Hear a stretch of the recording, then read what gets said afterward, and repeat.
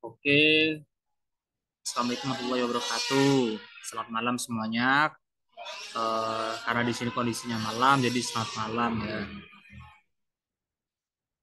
Dan di sini namaku Adit. Aku dikasih kesempatan oleh HMJA untuk menjadi tentor menjelaskan materi matematika bisnis. Oh ya, aku eh, merupakan merupakan merupakan mahasiswa di semester 3 ya. Jadi di semester satu dulu aku sudah pernah nempuh materi ini. Dan kebetulan materi yang kita bahas kali ini tuh materi yang kira-kira sangat aku kuasai lah menurutku, yaitu tentang elastisitas. Oke, kalau kalian cari ya, langsung aja masuk ke materi ya. Kalau kalian cari materi atau pengertian elastisitas di Google, di buku, jawabannya pasti akan seperti ini, tidak akan jauh-jauh ya. Elastisitas harga itu adalah perubahan persentase jumlah yang ditawarkan atau jumlah permintaan diakibatkan dari perubahan persentase harga.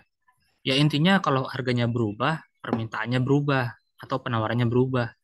Kalau penawarannya berubah, itu berarti elastisitas penawaran. Kalau permintaannya berubah, ya itu berarti elastisitas permintaan. Sesimpel itu aja. Nah, agar lebih mudah memahami, mungkin aku bisa ilustrasikan sebuah contoh. Misalkan ini, sikat gigi. Siapa sih di sini yang nggak punya sikat gigi? Jadi kalau misalnya harga sikat gigi itu naik misalnya, atau harganya turun, berapa harga sikat gigi? Mungkin di sini ada yang harga sikat giginya 100.000 mungkin ya. Sikat giginya unik mungkin, jadi harganya 100.000. Kemudian tiba-tiba harganya turun jadi 50.000. Kira-kira kalian akan beli sikat gigi 10? Kan enggak. Kalian pasti akan tetap beli sikat gigi itu satu aja. Karena cuman cukup satu aja gitu kan. Kalian butuh sikat gigi. Nah, dari contoh ini bisa disimpulkan bahwa ada barang yang meskipun harganya berubah makin mahal, makin murah, itu permintaannya gak akan berubah. Permintaannya gak akan berubah. Nah, barang-barang tersebut yang permintaannya gak akan berubah meskipun dipengaruhi oleh harga, itu namanya barang-barang inelastis atau dalam kata yang lain adalah barang-barang tidak elastis. Lalu apa itu barang elastis? Kalau barang elastis berarti adanya perubahan harga itu akan mempengaruhi jumlah permintaan dan juga penawaran. Jadi kalau harganya berubah satu, mungkin permintaannya akan berubah dua atau berubah tiga dan seterusnya. Nah, contohnya apa? Ini contohnya seperti mobil, sepeda motor. Kalau harga sepeda motor dan mobil murah, coba di sini siapa yang nggak bakal beli motor dua gitu misalnya. Coba kalau harganya mobil yang awalnya 1 M berubah jadi 100 juta aja, pasti orang-orang bakal beli mobil itu 10 mungkin. Itu artinya perubahan harga pada mobil dan sepeda motor itu akan sangat mempengaruhi permintaannya dan penawarannya. Seperti itu. Barang-barang itu disebut dengan barang elastis. Namun, nggak berhenti di situ. Barang-barang jenis-jenis barang-barang ini tuh dibagi menjadi 5 sebenarnya. Kalau aku gambarkan grafiknya akan seperti ini. Jadi yang aku sebutkan tadi itu ada di elastis dan inelastis ya. Nah, tapi ada 3 lagi yang lainnya yaitu inelastis sempurna, elastis uniter, dan elastis sempurna. Apa sih sebenarnya itu? Sebenarnya di kehidupan nyata ya, secara faktanya, secara nyata di lapangan, barang-barang selain elastis dan inelastis itu jarang ditemukan karena hampir sulit untuk menemukan barang yang elastis uniter. Maksudnya uniter itu kalau misalnya dia harganya berubah satu, permintaannya bakal berubah satu. Itu bakal sulit menemukan barang-barang seperti itu. karena perubahannya itu nggak mungkin selalu sama, bisa lebih kecil atau lebih besar. Akibatnya kan jadinya elastis atau ini elastis. Kemudian ada juga elastisitas sempurna. Di situ disebutkan kalau harganya itu tetap di situ di gambar ini. Harganya 20 terus. Sedangkan key-nya atau permintaannya berubah jadi 10, 20, 30 di bagian ini. Kalau menurut elastisitas sempurna, barang yang seperti ini tuh hampir tidak ada juga. Namun yang mendekati itu adalah eh, barang-barang pokok. Karena barang-barang pokok ini kan dijualnya di pasar persaingan sempurna, alias pasar. Harganya itu ditentukan oleh pasar. Kalau harganya 20, kamu mau naikin, kamu sebagai penjual mau naikin jadi 30 ya gak aku. Pasti harganya akan turun dengan sendirinya menjadi 20 lagi. Tapi permintaan terhadap beras itu bisa bertambah, bisa berkurang. Dan meskipun permintaannya bertambah, harga beras gak bakal naik atau gak bakal turun. Nah, itu kenapa beras itu yang paling mendekati. Meski faktanya eh, harga beras itu bisa berfluktuasi, gak tetap di harga 20 terus misalnya gitu. Nah, sedangkan yang inelastis sempurna, sebenarnya barang ini itu ada, yaitu barang-barang yang terbatas. Yang kuantitasnya itu terbatas, ya cuma segitu aja adanya. Sebagai contoh, lukisan Leonardo da Vinci, Mona Lisa contohnya. Cuma ada satu di dunia. Mau harganya sampai semahal apapun orang akan beli. Karena ada sebuah nilai pada lukisan tersebut misalnya yang mau dibayar dengan harga berapapun orang pasti akan beli. Itu contoh nyata dari inelastis sempurna. Ada sebenarnya, tapi contohnya sangat sedikit. Sedangkan yang umum tentu saja elastis dan inelastis gitu ya. Nah, sekarang kita kembali ke PPT-nya. Bagaimana kita menentukan untuk menggambar kurva barusan? Ada dua cara. Dan untuk menentukan nilai elastis itu gimana caranya? Ada dua cara di sini. Bukan dua cara sih, dan lebih ke dua pendekatan. Yang satu pendekatan terhadap titik-titiknya. Jadi kita menghitung elastisitas di tiap-tiap titik. Di titik A sebelum mengalami perubahan harga misalnya, dan di titik B setelah mengalami perubahan harga. Dan pendekatan yang kedua adalah pendekatan busur. Jadi seolah-olah kita menggambar busur di antara dua titik itu dan mencari seberapa elastisitasnya dari busur tersebut. Nah, seperti itu. Rumusnya bisa kalian lihat di sini. Ini yang pertama adalah uh, rumus elastisitas titik. Rumusnya adalah delta Q per delta P dikali P per Q. Ya, seperti itu kira-kira. Dan yang kedua di sini ada rumus eh, elastisitas busur. Kalian boleh pakai cara yang mana aja karena ini di sini sama dengan. Tapi intinya adalah untuk menghitungnya itu perubahan perubahan atau harga satu dikurang harga dua, harga awal dikurang harga akhir, dan juga perubahan kuantitasnya. Itu yang kita gunakan di sini untuk mencari elastisitas busur. Oleh karenanya di elastisitas busur nanti kalian akan menemukan satu nilai saja daripada di elastisitas titik, di mana kalian mendapatkan dua nilai gitu. Dan seperti yang sudah aku sebutkan tadi, ada 5 jenis elastisitas. Kalau semisal eh, kalian menghitung dan menemukan bahwa akan perubahan harga sebanyak satu akan meningkatkan permintaan sebanyak dua. Jadi kalau misalnya harganya naik satu, permintaannya naik dua. Dua itu merupakan di atas satu ya, berarti dia akan masuk barang-barang yang elastis, lebih besar daripada satu. Nih, di nomor tiga.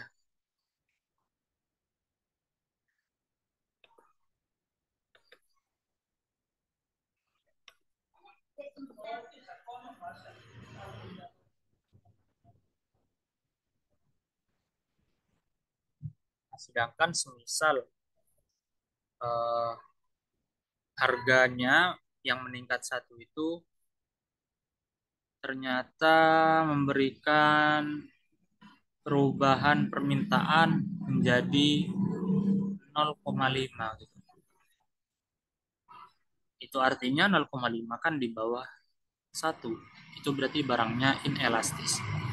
Artinya kalau kalian sudah menghitung elastisitas menggunakan rumus yang tadi kita hitung, yang tadi kita lihat dan menemukan hasilnya lebih besar daripada satu atau lebih kecil daripada satu.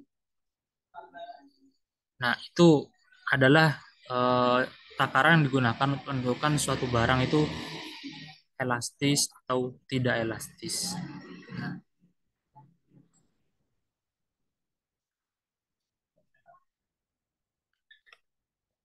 Sekarang di sini ada contoh. Jadi contoh di sini itu perubahan harganya itu terjadi karena adanya di sini terjadi perubahan harga normal ya, hanya terjadi perubahan harga saja di sini ya.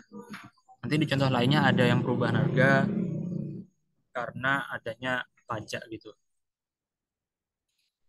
Di sini bisa kalian lihat sendiri bahwa suatu barang memiliki fungsinya itu Pi sama dengan 150 dikurangi 3P.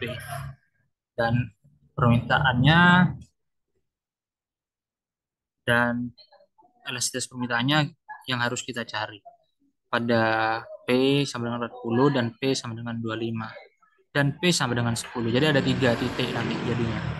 Ya gampang aja, kalian tinggal masukin P itu ke dalam persamaannya. Misalnya 40. Ya 40 dimasukkan ke dalam persamaan berarti 40 dikali 3, 90. Berarti jumlah Q-nya sama dengan 150 dikurangi 40 kali 3, 120. Hasilnya adalah 30. Nah, intinya seperti itulah untuk mengetahui mengerjakan soal seperti ini. Kalian tinggal masukkan saja P-nya ke dalam persamaannya.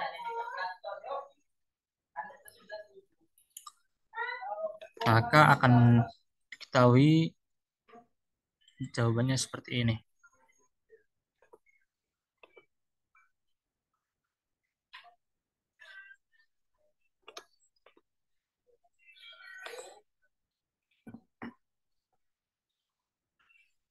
Nah, setelah kalian mengetahuinya, elastisitasnya di sini diketahui bahwa elastisitasnya itu adalah 4. 4 lebih besar daripada satu kan. Jadi setiap perubahan harga sebanyak satu akan menyebabkan perubahan permintaan sebanyak 4. Itu maksud dari elastisitas sebesar 4 ini. Karena terjadi perubahan berarti dia barang yang elastis seperti itu. Dan kemudian ada juga di sini contoh lainnya. Oh, kalau di contoh ini sudah diketahui terlebih dahulu eh,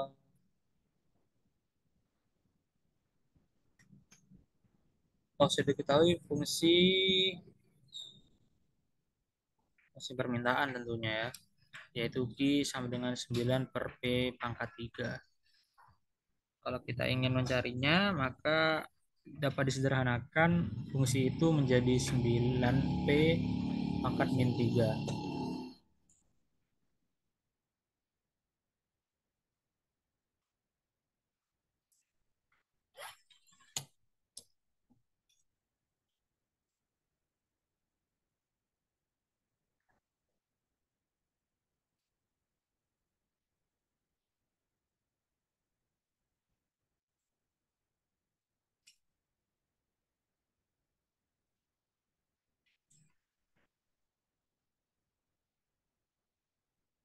Dan selanjutnya, masih dalam materi elastisitas, kalau di elastisitas penawaran itu sama sih seharusnya. karena setiap perubahan harga apakah mempengaruhi kuantitas, elastisitas pasti akan berbicara tentang hal-hal tersebut aja, seputar itu.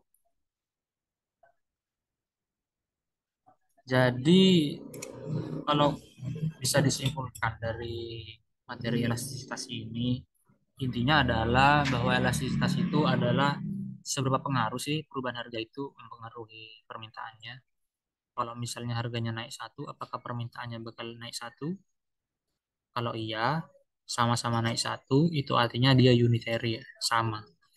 Kalau misalnya lebih besar daripada satu, dia berarti barangnya elastis. Dia setiap harga berubah, dia pasti akan berubah permintaannya. Sedangkan kalau kurang dari satu, itu artinya barang tersebut tidak elastis. Harganya naik, malah permintaannya turun misalnya. Itu tidak elastis. Sedangkan misalnya tidak terhingga, harganya mau berapapun, permintaannya tetap. Atau permintaannya mau berapapun, harganya tetap. Itu ada di antara elastisitas sempurna atau elastisitas tidak inelastis sempurna gitu. Nah, intinya elastisitas akan berbicara tentang itu dan rumusnya cukup mudah. Kalian cuma menghafalkan eh, boleh dibolak-balik sebenarnya. Kalau kalian di sisi kirinya delta P per delta Q, maka yang dikalikan adalah Q dikali P. Jadi harus dibalik ya. Sedangkan kalau busur, nah bedanya kalau busur itu harus sama. Delta P dikali per delta Q dikalikan P per Q gitu misalnya. Itu harus sama. Kalau misalnya elastisitas busur gitu.